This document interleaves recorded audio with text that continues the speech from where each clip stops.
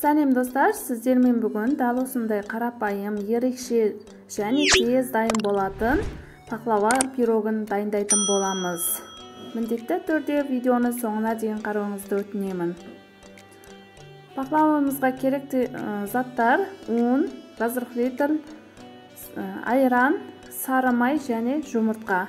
Сары майымыз бөлме температурасында тұрған болу керек. Енді жақсылап унымызға араластырып, езіп аламыз. Дәл осылай масса болады. Енді жұмыртқаларымыздың сары уызы мен ақ уызын ажыратып алып, сары уызын унымызға саламыз.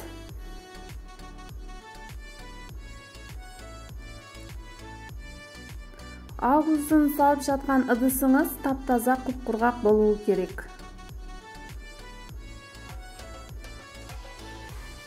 Енді жұмыртқаларымыздың үстіне айранымызды салып, жақсылап лопатаның көмегімен араластырып аламыз.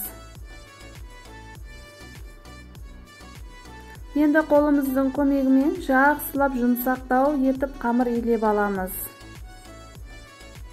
Біздің қамырларымыз да дайын болды. Көріп тұрғаныңыздай дәл осылай жұмсақ қамыр болады. Салафанға салып, тоңазытқышқа қоямыз. Енді меренге дайындап аламыз. Миксерді төмен оборотымен кішкене шәкерімізді аз-аздан салып, миксерлеп дәл осындай қою масса жасаймыз. Көріп тұрғаныңыздай дәл осындай болуы керек. Біздің ыдысымызды төңкерген кезде де меренгеміз түсіп кетпейтіндей қатты болуы керек.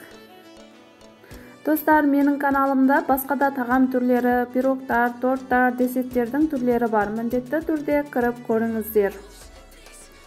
Егер де менің каналыма жазылмаған болсаңыз, жазылып алуды ұмытпаңыз.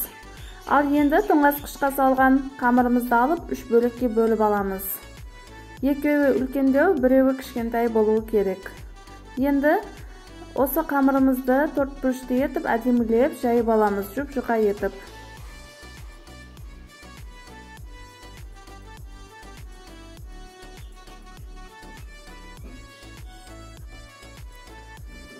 Енді дайын қамырымызды формаларымызға салып аламыз. Формамыздың размері 30-ға 30.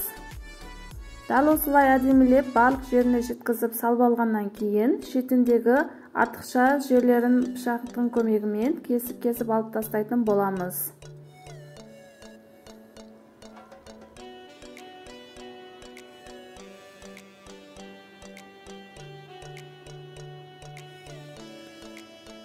Дәл осылай вилкамен барлық жерін тесіп алып, қызып тұрған 250 градуста духовкада пісіріп алатын боламыз. Ал енді қамырымыз пісіп шыққанға дейін екінші қамырымызды жайып алатын боламыз.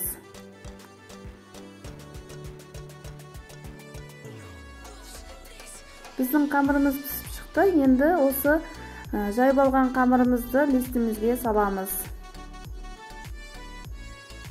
Қамырларымыздың артқы жағы да әдемі болып піседі. Енді шеттеріне шығарып, жақсылап жайғастырып аламыз. Жаңағы дайындап қойған меренгелерімізді екіге бөліп, бір бөлігін осы жерге салатын боламыз. Міндетті түрде қамырымызды дәл осылай вилкамен тесіп алу керек. Енді барлық жеріне меренгені жағып шыққаннан кейін дәл осылай жаңғақты жайып шығамыз. Ал үстінен піскен қамырымызды салып, тағы сол меренгемізді жайып сүртіп аламыз және үстінен жаңғақтарды сеуіп шығатын боламыз. Енді соңғы қамырымызды салып, барлық жеріне жеткізіп, жайып аламыз. Енді жұмыртқаларымызды осы қамырымыздың үстінен әдемілеп бір тегістей етіп, барлық жеріне жағып аламыз. Шеттерін видеода көрсетілгендей етіп бір-біріне жабыстырып шығамыз. Және сол шеттеріне де жұмыртқамызды жағып аламыз.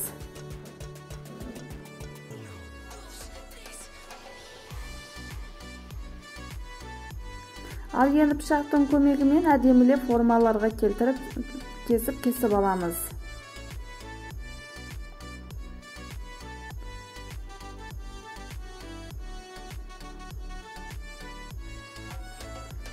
Үстінен жаңғақтарымызды дәл осылай барлығына қойып аламыз. Енді қызып тұрған духовкада 30 минуттай пісіріп алатын боламыз.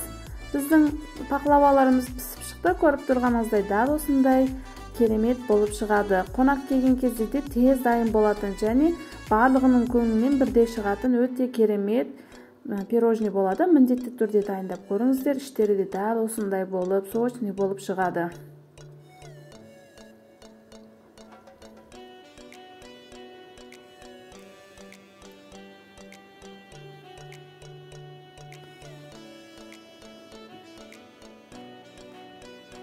Дәл осындай ерекше пирожныйларымыз сіздерге ұнаған болса, менің каналыма жазылып, лайк басып, комментарий жазуды ұмытпаңыз.